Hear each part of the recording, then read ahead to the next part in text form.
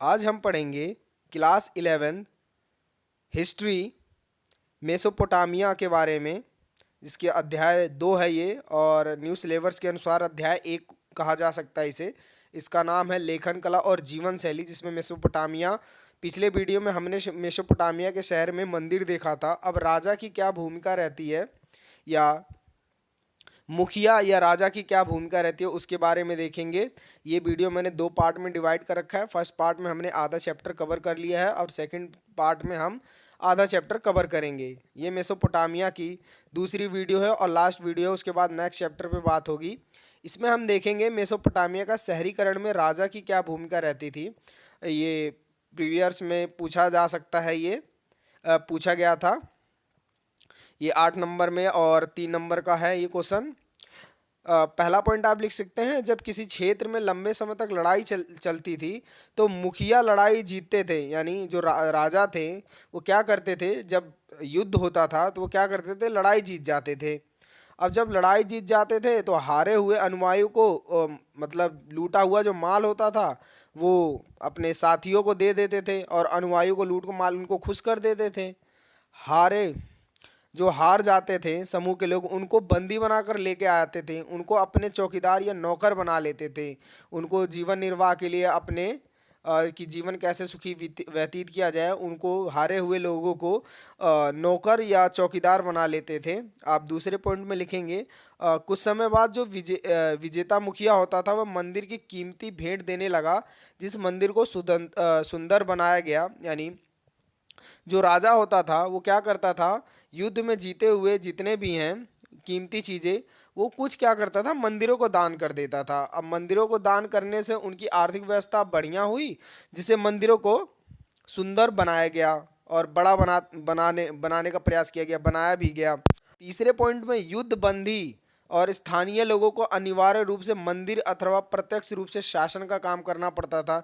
यानी जो युद्ध बंदियां थी, जो स्थानीय लोग थे, उनको ये अनिवार्य रूप से काम था कि मंदिर का अथवा प्रत्यक्ष रूप से जो शासन का काम है उनको काम करना पड़ता था। भले उनको कृषि का टैक्स ना देना पड़े, लेकिन उनको काम करना उनको अनिवार्य था, उनको काम करना जरूरी है।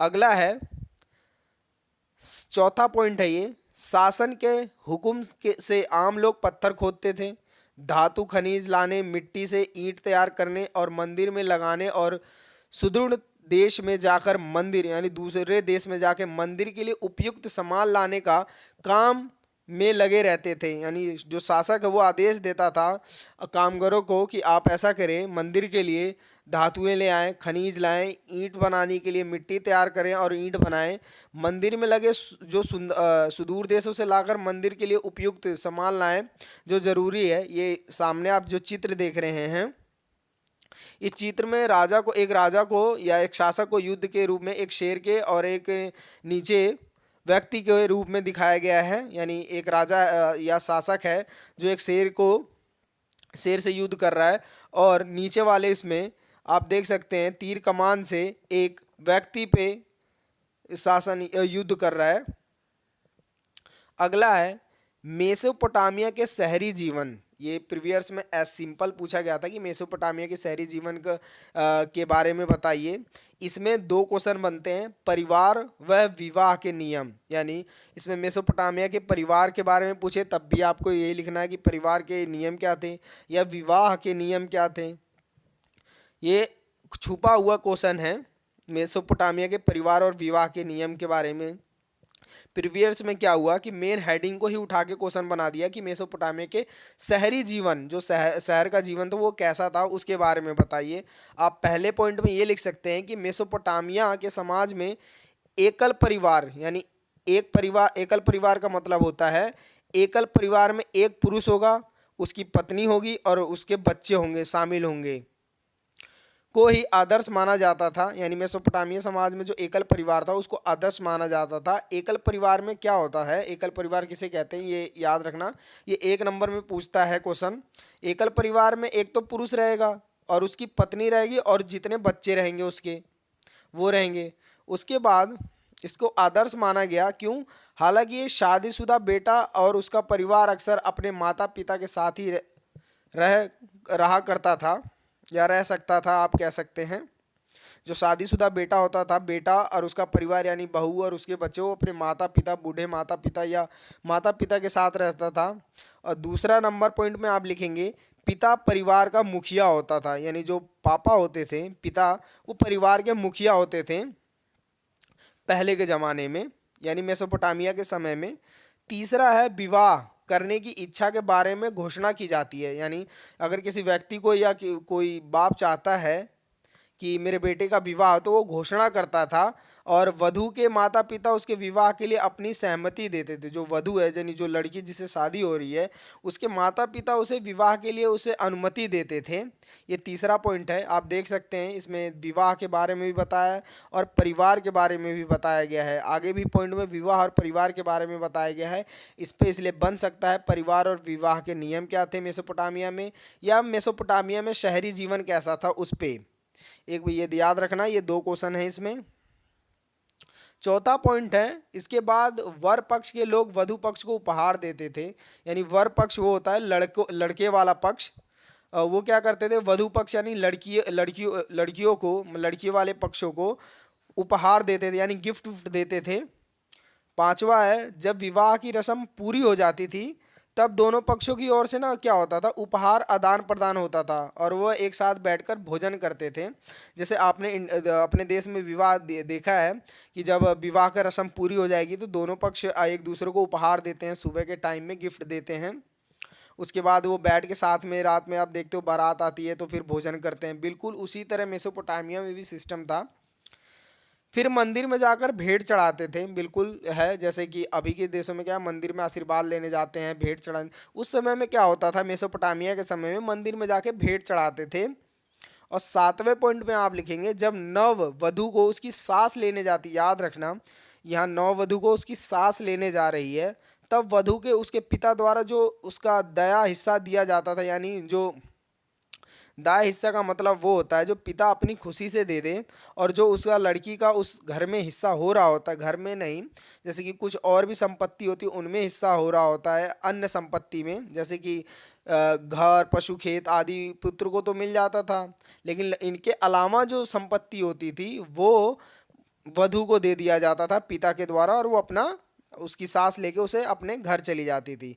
अब पिता का घर, जो पिता का घर होता था, पशुधन होता था, यानी जो जानवर ओनर होंगे, खेत होंगे, ये सब क्या होता था, पिता के पुत्रों को मिलता था, बेटियों को नहीं मिलता था। अगला है, इसमें भी दो इंपॉर्टेंट क्वेश्चन बनेंगे 8-8 नंबर के। ये 8 नंबर का है, हाँ 8 नंबर का है, ये नक्शा भी देखेंगे। मेसोपोटामिया की नगर प्रणाली पहली है, ये क्वेश्चन है ये, मेसोपोटामिया का नगर प्रणाली या उर नगर की नगरीय प्रणाली या विशेषता क्या है, यानी इसमें मेसोपोटामिया की नगर प्रणाली पूछे या उर जो नगर है मेसोपोटामिया में उसकी नगर प्रणाली कैसी है या उसकी क्या विशेषता है, उसके बारे में पूछेगा। इसमें दो क्वेश्चन बन जाते हैं, इसमें दो क्वेश्चन बन जाते हैं। उर नगर में टेढ़ी मेढ़ी व सकरी गलियां पाई गईं, जिसके ये पता चलता है कि पहिए वाली गाड़ी वहां के अनेक घरों तक नहीं पहुंच सकती थी, यानी जो उर नगर था उसमें टेढ़ी मेढ़ी गलियां पाई जा रही थी। उसमें क्या होता है, जो बड़ी गाड़ियां होती थी वो घरों तक पहुंच ही नहीं पाती थी, क्यों, क्योंकि टेढ़ी मेढ़ी गलियों में बड़ी गाड़ियां मुड़ेंगी ही नहीं तो पहुंचेंगी कैसे। दूसरा है, अनाज के बोरे और ईंधन के गट्ठे गधों पर लाद कर घर तक ले जाया जाता, नहीं, गधों पे, गधा मजदूरी करवाते थे, गधों पे जो सामान होता था अनाज जैसे ईंधन इत्यादि को घर तक ले जाने के लिए गधों पे लाद दिया जाता था, उसके बाद घर तक ले जाया जाता था। तीसरे पॉइंट में आप लिखेंगे, पतली व घुमावदार गलियां तथा घरों के भूखंडों का एक जैसा आकार ना होने से यह निष्कर्ष निकलता है कि नगर योजना की पद्धति का अभाव था। इस पॉइंट का मतलब है कि जो उर नगर में घुमावदार गलियां, घरों के भूखंड एक जैसा मतलब इक्वल नहीं होता था, भूखंड जो है, जो घर की बनावट एक जैसा ना हो। इससे इतिहासकारों ने यह निष्कर्ष निकाला कि इसमें नगर योजना पद्धति का अभाव है। क्यों, अगर नगर योजना वो पद्धति थी जिसपे समान सभी नगरों का विकास किया गया हो या समान घर, एक समान घर सबके बनाए गए हों। अगला है पॉइंट, ये नक्शा है उरनगर का, ये क्या होता है, एग्जामिनर क्या करता है, ये नक्शा छाप देगा और उससे पूछ लेगा आपसे कि ये बताओ इसके नक्शे के बारे में, ये किस किस जगह का नक्शा है, क्या है नक्शा। तो ये उरनगर का एक रिहायशी इलाका है, ये पूरा इलाका उरनगर का है, आप ये जो नक्शे में देख रहे हैं। क्या आप चित्र में टेढ़ी मेढ़ी गलियां के अलावा 2 या 3 बंद गलियां भी खोज सकते हैं इस चित्र में? हैं, आप जरूर देखना, एनसीईआरटी बुक में है ये। जो नई वाली एनसीईआरटी है वो पहले चैप्टर पे है, जो पुरानी वाली है उस पर दूसरा चैप्टर देख लेना, मेसोपोटामिया वाला। ये वो नक्शा था उरनगर का पूरी तरह से। अब अगला पॉइंट है चौथा, जल निकास की जो प्रणाली नालियां थी ना, मिट्टी की नालिकाएं उरनगर के घरों के भीतर आंगन में पाई गई हैं। यानी जो आम घर होते थे उनके, मतलब अभी के जो हड़प्पा हड़प्पा सभ्यता में क्या होती थी कि सड़कों पे नालियां बगल में बनाई जाती थी, लेकिन मेसोपोटामिया में ऐसा नहीं था। मेसोपोटामिया में ये था कि जो नालियां थी, निकास नालियां, मिट्टी की नालिकाएं उनके घरों के भीतर आंगन में बनाई, जिससे ये समझ में, इतिहासकार को ये समझ में आया कि जो घरों की छत होती थी ना, उसका ढाल कहाँ होता था, अंदर की ओर होता था। क्योंकि नालियां अगर घर के अंदर हो रही हैं तो छतों का जो ढाल है वो घर के अंदर होगा, जभी तो जो बारिश का पानी गिरेगा छतों पे तो वो नालियों में जाएगा, और वर्षा का पानी निकास नाली के माध्यम से भीतर आंगन में बने हुए हौजों में ले जाया जाता। हौजों का मतलब होता है एक बहुत बड़ा गड्ढा, या हौजो जो शब्द है ये एक बहुत बड़ा गड्ढा होता है, इसका मतलब होता है जिसमें मल और गंदा पानी हो नहीं जाता है, नालियों का पानी, घर की सफाई का, बारिश का इत्यादि का पानी हौजों में जाता था। इस पॉइंट में यही है। पांचवें पॉइंट में आप लिखेंगे लोग अपने घर का सारा कूड़ा कचरा बाहर कर गलियों में डाल देते थे, जहाँ वह आने वाले लोगों के पैरों के नीचे आता रहता था। यानी जो मेसोपोटामिया के लोग थे वो क्या करते थे, अपने घर का जितना भी कूड़ा कचरा वो रोड पे फेंक देते थे। उनकी उस सभ्यता नाम की कोई चीज़ ही नहीं थी, साफ सुथरा की कोई नहीं, क्योंकि वहाँ आने जाने वाले के लोगों के पैरों के नीचे आया करता था कूड़ा, जिससे गंदगी फैल जाती थी। छठा पॉइंट है, कमरों के अंदर रोशनी खिड़कियों से नहीं होती थी। एक बात याद रखना, जो मेसोपोटामिया के कमरे बने थे उनमें जो रोशनी होती थी वो खिड़कियों से नहीं होती थी, बल्कि उन दरवाजों से आती थी जो आंगन में खुला करते थे। यानी जो आंगन में जो दरवाज़ा खुलेगा उससे होके रोशनियां अंदर आएगी। इसमें घरों के परिवार में गोपनीयता, प्राइवेसी भी बनी रहती। यानी अगर ऐसे दरवाजे होंगे जिसमें रोशनी सिर्फ आंगन की, जो आंगन में दरवाज़ा खुल रहा है उससे आ रही हो, तो इससे क्या होता है कि गोपनीयता बनी रहती है। सातवां पॉइंट में आप लिखेंगे, ये बड़े क्वेश्चन हैं इनमें। इस सातवें पॉइंट में भी एक 3 नंबर का क्वेश्चन बनता है। ये 3 नंबर 1 नंबर का क्वेश्चन बनता है। क्या बनता है इस सातवें पॉइंट में? नगर प्रणाली में मेसोपोटामिया के सातवां, घरों के बारे में कई तरह के अंधविश्वास प्रचलित थे। ये मेसोपोटामिया के क्या अंधविश्वास प्रचलित थे, ये एक क्वेश्चन बन सकता है, याद रखें। यहाँ मैंने 3 स्टार, रेड रेड वाले ये 3 स्टार आप लोगों को दिख रहे हैं, ये 3 स्टार अंधविश्वास ही बताए हैं। अगर वो एग्जामिनर पूछता है कि मेसोपोटामिया के 3 अंधविश्वास बताइए, 2 अंधविश्वास बताइए, तो कृपया करके यही अंधविश्वास लिखें और अपनी तरफ से कोई और अंधविश्वास ना लिखें। पहला है, आप देखेंगे क्या प्रचलित थे, जिनके विषय में उर नगर में पाई गई शकुन अपशकुन संबंधी बातें पट्टिकाओं पर लिखी मिलती हैं। यानी शुभ और अशुभ जो बातें संबंधी बातें वो पट्टिकाओं पे लिखी गई हैं। पहला स्टार आपको क्या बताता है, घर की दहलीज ऊंची उठी हो तो वह धन दौलत लाती। यानी जो उनका घर है उसकी दहलीज, यानी जैसे घर में एंटर करते हैं आप ना, घर का पहला मेन गेट है, अगर वो दहलीज, उसको आगे के हिस्से को दहलीज कहते हैं, अगर वो ऊंची उठी हो ना तो घर में वह धन और दौलत दोनों लाती है। और दूसरा स्टार है, सामने का दरवाजा अगर किसी दूसरे के घर की ओर ना खुले तो सौभाग्य प्रदान करता है। यानी जो घर का दरवाजा है, आपका मेन दरवाजा कह सकते हो, अगर वो किसी घर के और ना खुले, मतलब बिल्कुल सामने ना खुले, अगर ना खुले तो वह सौभाग्य प्रदान करता है आप लोगों को।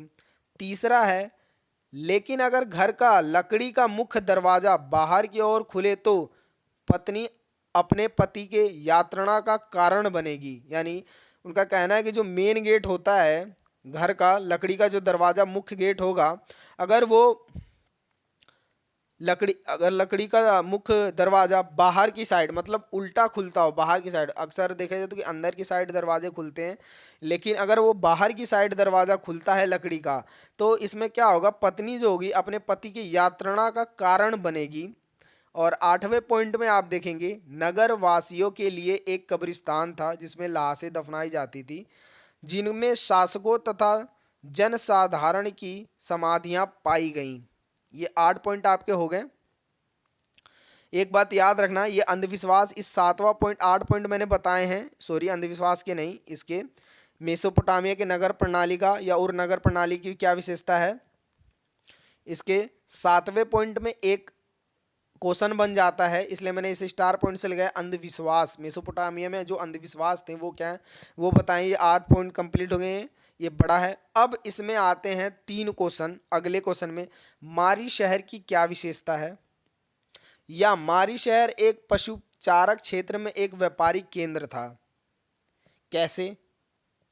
तीसरा क्वेश्चन इसमें बनता है, जो मारी नगर है व्यापार के बल पर समृद्ध हुए शहरी केंद्र का एक अच्छा उदाहरण है, स्पष्ट कीजिए।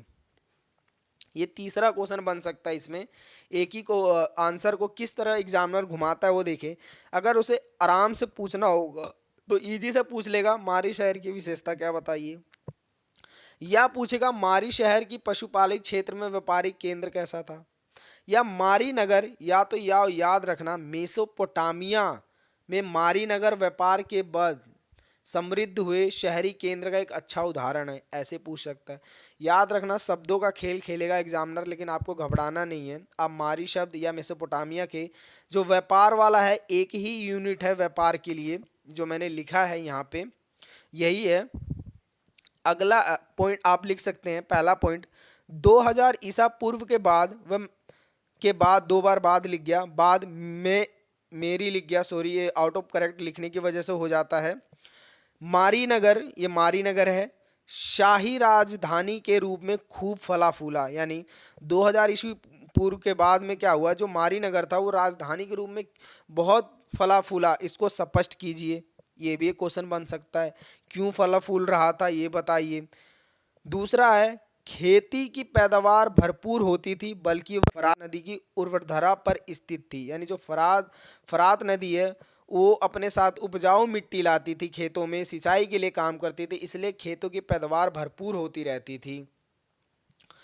तीसरे पॉइंट में आप लिखेंगे इसमें, मारी राज्य में वैसे तो किसान और पशु चारक दोनों ही तरह के लोग होते थे, लेकिन उसे प्रदेश का अधिकांश भाग भेड़ बकरी चराने के लिए ही काम में लिया जाता था। यानी जो मारी राज्य है, नगर है, राज्य है, उसमें किसान और पशु चारक दोनों ही होते थे, लेकिन इसमें क्या होने लगा कि उस प्रदेश का अधिकांश जो बहुत बड़ा एरिया जो हिस्सा था वो भाग भेड़ बकरी चराने के लिए काम में लिया जाता था।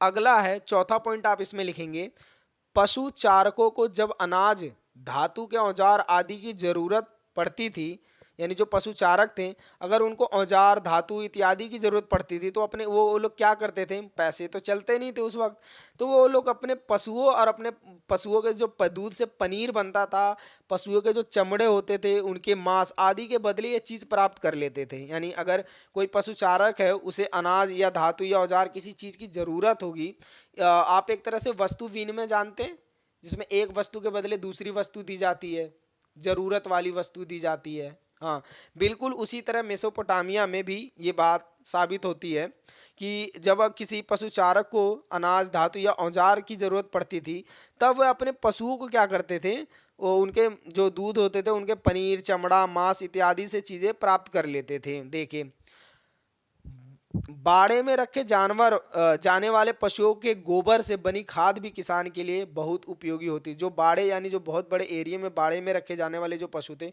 उनके गोबर से बनी जो खाद होती थी ना, वो किसान के लिए बहुत महत्वपूर्ण होती थी।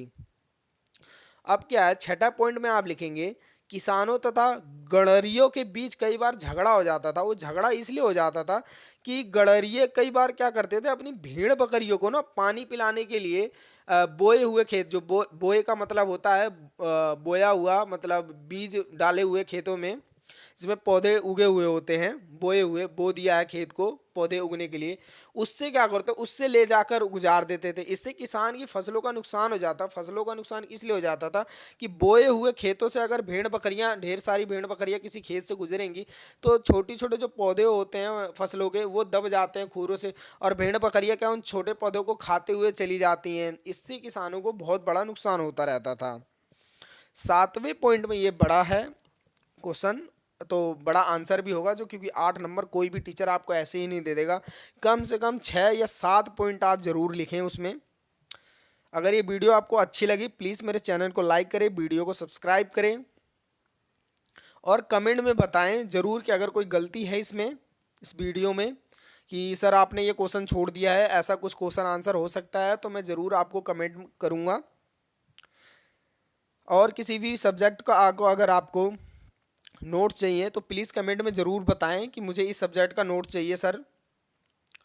7वां है पॉइंट आप लिखेंगे, ये गणरियों में खानाबदोश होते थे। यानी खानाबदोश का मतलब ये होता था कि वो चोरी कर लेते थे, खाना दूसरों का इकट्ठा कर ले, मतलब चुरा ले जाना, माल को लूट लेना। इसका मतलब होता है खानाबदोश, यानी खाने की तलाश में किसी दूसरे का माल चोरी करके ले जाओ, इकट्ठा करा हुआ माल ले जाओ, लूट लो।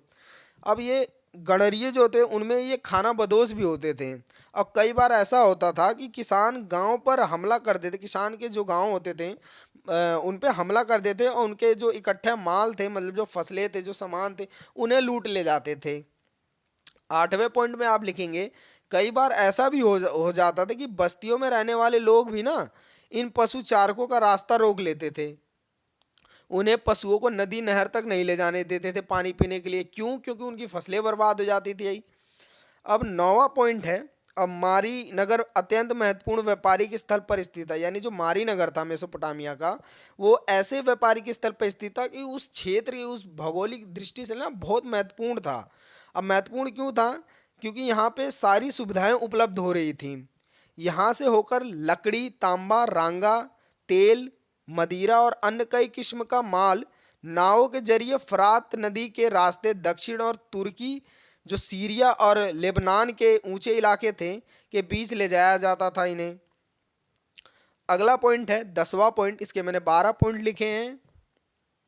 और ज़रूर अगर आप एग्ज़ाम में पूछता है तो कम से कम 9 पॉइंट ज़रूर लिखें, क्योंकि कोई 8 नंबर आपको यूं ही नहीं दे देगा फ्री में, उसके लिए आपको लिखना पड़ेगा। 10वां पॉइंट है, दक्षिण नगरों की पिसाई पिटाई के पत्थर, यानी घिसाई पिटाई के जो पत्थर होते थे, या चक्कियाँ होती थी, या लकड़ी या शराब तथा तेल के पीपे, यानी तेल के जो बोतल होती, बोतल तो अब बोलते हैं, पहले पीपे होते थे, जाने वाले जलपोत मारी से रुका करते थे। यानी जो माल लोड होके जा रहा है जो जहाज, वो मारी के मतलब मारी का जो जलपोत है, जलपोत का मतलब होता है एक तरह का स्टेशन मान सकते हो जहाँ जहाज़ें रुकती हैं, वहाँ रुका करते थे। अब उससे मारी के अधिकारी जलपोत पर जाया करते थे, मतलब जो मारी के अधिकारी वहाँ जो काम कर रहे होते हैं वो क्या करते थे, जहाज़ पर चढ़ जाते थे और उस पर लगे हुए सामान की जांच करते थे कि वही सामान है या नहीं है। अब 11वां पॉइंट में आप लिखेंगे, जहाज को आगे बढ़ने की इजाज़त देने से पहले वो क्या करते थे, जो लदा माल है ना उसकी कीमत लगभग 10% टैक्स वसूल कर लेते थे। जो मारी स्टेशन है और जलपोत है, आप स्टेशन कह सकते हैं, जलपोत है, वहाँ के अधिकारी क्या करते थे, जो जहाज पे माल लदा हुआ है उस पर जो कीमत है वो 10% टैक्स लगा लेते थे और पैसा ले लेते थे। 12वें पॉइंट में आप लिखेंगे, रांगे का व्यापार होता था। क्यों? क्योंकि कांसा और औजार हथियार बनाने के लिए एक मुख्य औद्योगिक सामग्री था, इसलिए इसके व्यापार का बहुत महत्वपूर्ण था। ये 12 पॉइंट हैं। ये रांगा और व्यापार क्यों महत्वपूर्ण था? क्योंकि उसका औजार और कांसा हथियार बनाया जाता था, इसलिए महत्वपूर्ण था। ये औद्योगिक सामग्री थी, इसलिए व्यापार के लिए बहुत महत्वपूर्ण थी। ये 12 पॉइंट आपके हो गए। अगला क्वेश्चन है, मेसोपोटामिया की लेखन कला की देन, यानी मेसोपोटामिया की जो लेखन कला है, लिखने वाली कला, उसकी क्या देन है? मेसोपोटामिया ने समाज को क्या देन दिया है? आप या ऐसे पूछ सकता है कि मेसोपोटामिया की लेखन कला की समाज को क्या देन है।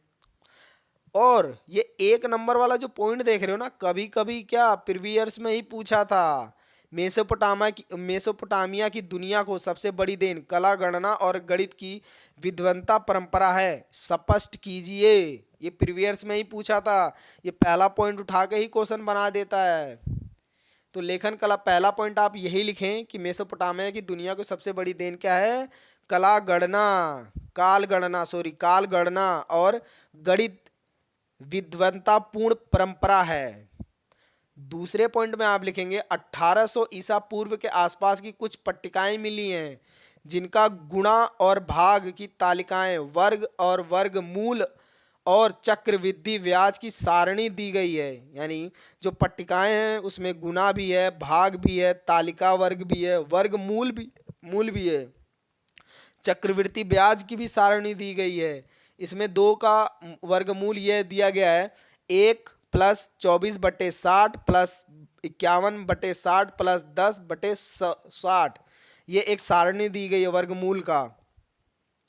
तीसरे पॉइंट में आप लिखेंगे तीसरे पॉइंट में आप लिखेंगे, लेखन कला में ही है तीसरा पॉइंट। पृथ्वी के जो चारों ओर चंद्रमा की परिक्रमा के अनुसार एक पूरे वर्ष का 24 माह में विभाजन। यानी मेसोपोटामिया के लोग इतने पढ़े लिखे थे, उन्होंने क्या किया कि जो पृथ्वी के चारों ओर चंद्रमा का परिक्रमा हो रहा है ना, चंद्रमा का परिक्रमा, उन्होंने क्या किया कि एक पूरे वर्ष का 12 महीने में विभाजन कर दिया। कि आज जो हम जो वो जी रहे हैं ना कि ये 12 महीने कैसे आए, वो मेसोपोटामिया की ही देन है।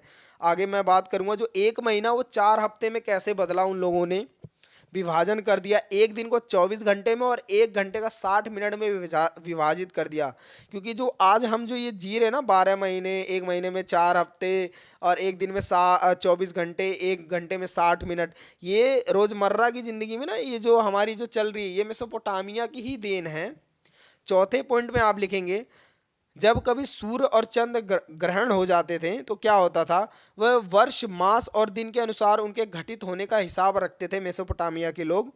पांचवें पॉइंट में आप लिखेंगे इस प्रकार रात को आकाश में तारा या तारामंडल की जो स्थिति होती थी उस पर बराबर नजर रखते हुए उनका हिसाब रखा जाता था कि आगे के दिन तारीख को अनुमान से बताया जा सके सही सही।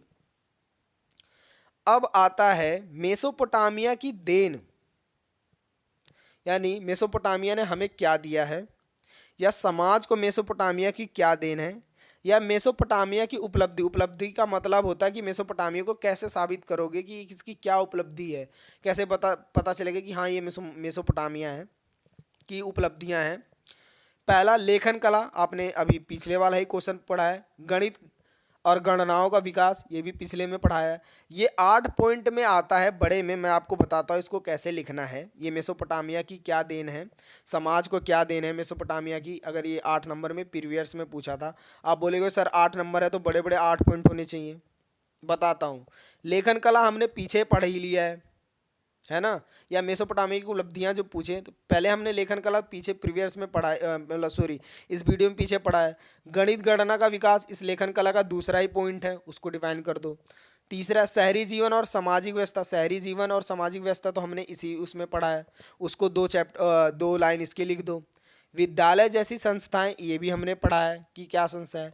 और 5000 ईसा पूर्व बस्तियों का विकास हमने फर्स्ट वीडियो में शायद पढ़ा है, उसमें वो लिखते हैं, उससे 4 लाइन 2 लाइन 3 लाइन उठा के लिखें इसमें।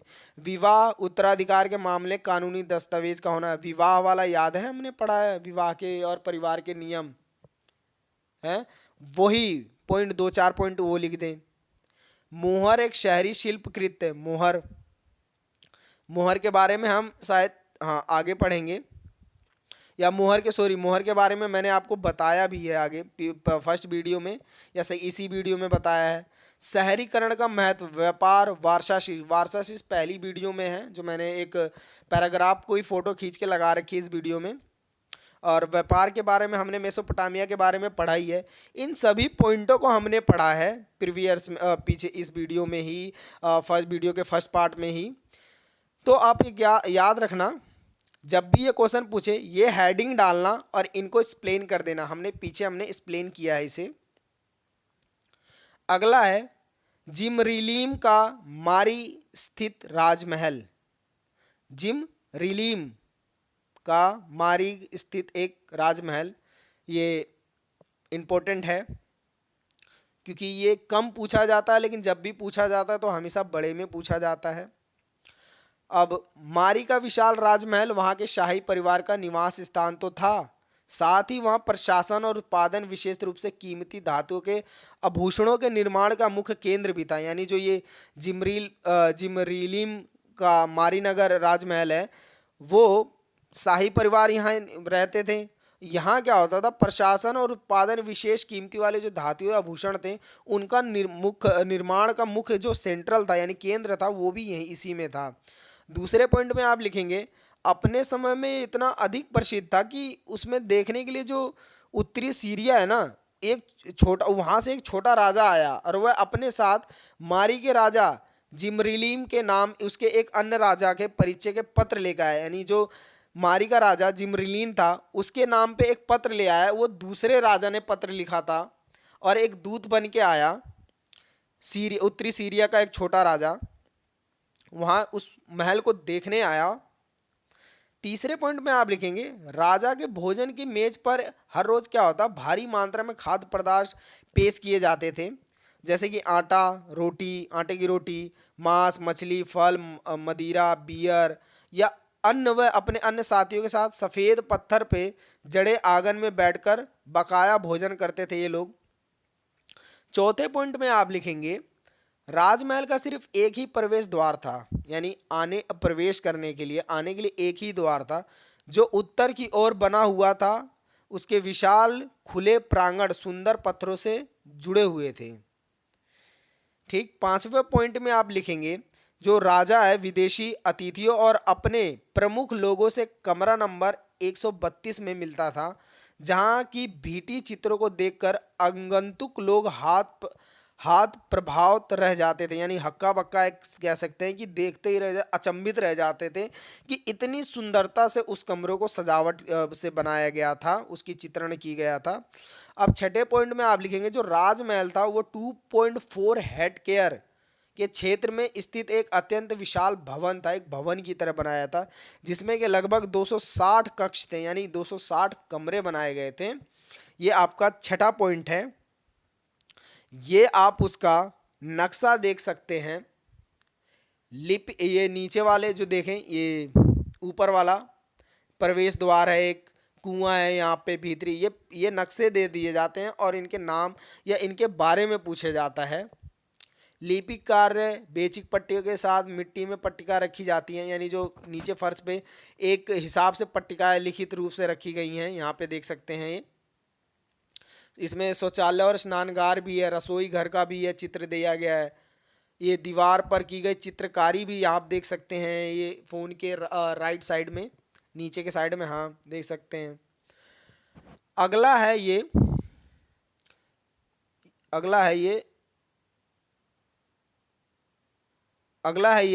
मोहर। ये प्रीवियस में पूछा गया था, इवनिंग में शायद, हाँ इवनिंग में आया था। ये फ़ोटो दे दी गई थी और ये पूछा गया था ये क्या है। ये 5 पुरानी बेलनाकार मोहर है। इनके छापे से आप पता सकते हैं ये मेसोपोटामिया की 5 मोहर है। ये व्यापार के लिए इस्तेमाल की जाती थी। अब प्रत्येक छाप का वितरण दें, क्या उन पर कलाकारी लिपि अंकित है? बिल्कुल बात सही है कि हाँ इन पर कलाकारी अंकित लिखी है। आप अगर ध्यान से देखेंगे, इसमें जानवरों की, नावों की, भवनों की और इंसानों की अधिकतरों की मूर्तियाँ बनी हुई हैं। ये क्या होता था, इन मोहरों का ये छापते व्यापार के लिए बहुत महत्वपूर्ण होती थी और अन्य कामों के लिए बहुत महत्वपूर्ण रूप से भूमिका निभाती थी। ये चित्र में याद रखना, ये बेलनाकार मोहर है और उनके छापे हैं। ये मोहर है मेसोपोटामिया की। अगर ये वीडियो आपको अच्छी लगी तो प्लीज़ मेरे चैनल को लाइक करें,